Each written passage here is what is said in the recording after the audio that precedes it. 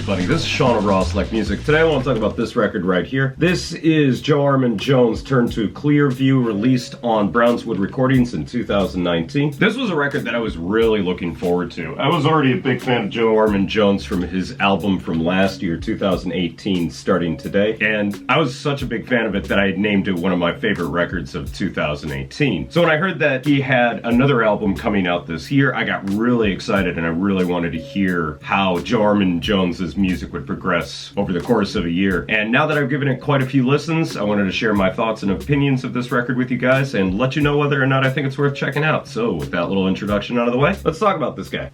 So a little bit of background about Joe Armon-Jones, although can't really say that much about him, other than I know he's a jazz pianist based in the UK, and he's part of a UK jazz collective called Ezra Collective. I've never heard any of their music. I know I should probably check it out because it seems like, as far as I can recall off the top of my head, it's made up of some of the biggest names in contemporary UK jazz, and kind of fell into Joe Armon-Jones's music just simply through looking for more modern jazz to get into, which basically led me to picking up his Starting Today record from last year, and basically got me excited for picking this guy up once it finally got announced. The first two tracks that I heard off of this record, Yellow Dandelion and Icy Road Stacked, really got me excited for this record. I really liked the jazz-infused dubby sound of Icy Roads, and I really liked the more straight-up hip-hop style of Yellow Dandelion, which seemed to coincide with the outro track from Starting Today, which had that sort of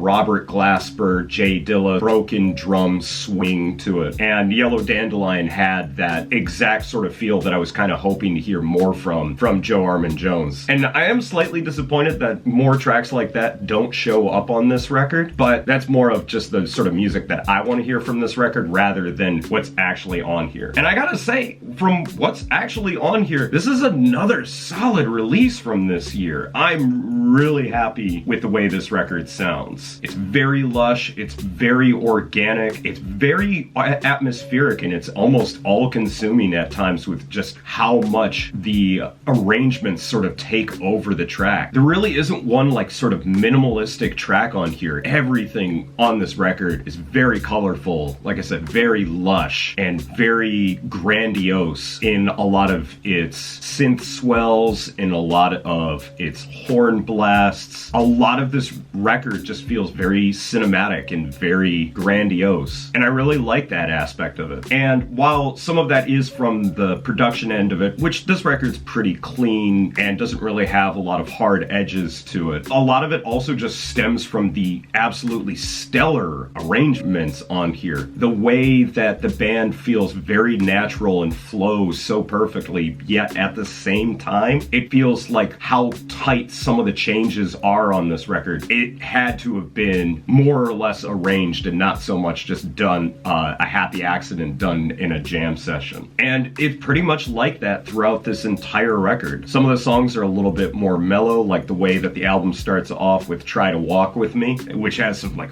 really cool drunken horns on it, which leads into Yellow Dandelion, which has, I always screw her name up, Georgia Ann Muldrow's vocals. She sounds really good on this record, and Ann's sort of an almost drunken vocal style to, like I said, the Jay Dilla-esque drums that are featured on this track. And it also just has, once again, some beautiful little horn punctuations that really heighten the track and make it so cool, and one of my favorite tracks of this year. And then another highlight on the A side for me is Icy Roads, which I already talked about, which has this jazz-infused dubby style to it. But there's this beautiful midsection breakdown where all the instruments sort of swell and crescendo at the same time, and it's just absolutely one of the most beautiful tracks that I've heard from this year. And I'll go as far as to say this is one of the most beautiful records that I've heard this year. There's so much vibrancy and so much color to it that it just really makes it a joyous record to listen to. A lot of that though stems from the A side, which I think is by far the stronger of the two sides of this record. The B side is also pretty good and has a couple of moments on it, specifically the Leo and the Aquarius is definitely an epic centerpiece of the record. And I like some of the other musical styles that they explore on here. If memory serves me right, To Know Where You're Coming From has a little bit of a Latin jazz feel to it. You Didn't Care also coming in with some light drum and bass style drums. Self-Love is the one track on here that I can never really remember what it sounds like. I do find a lot of the tracks on the B-side don't really stick as strongly in my memory as the A-side, but I think it's just because the A-side is so stacked that the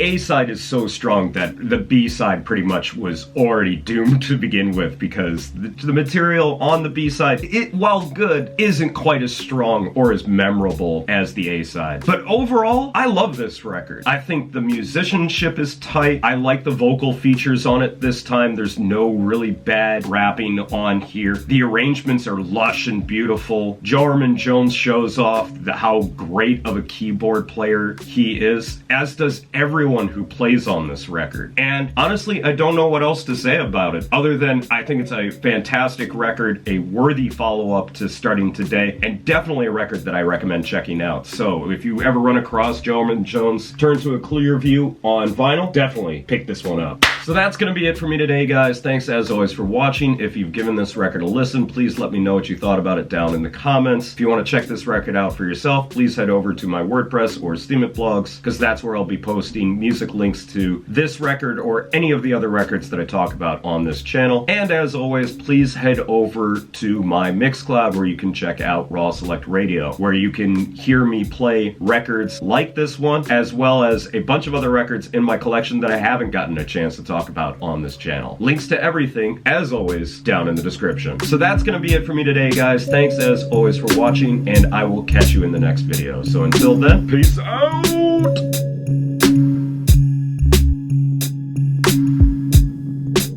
Fucking beautiful.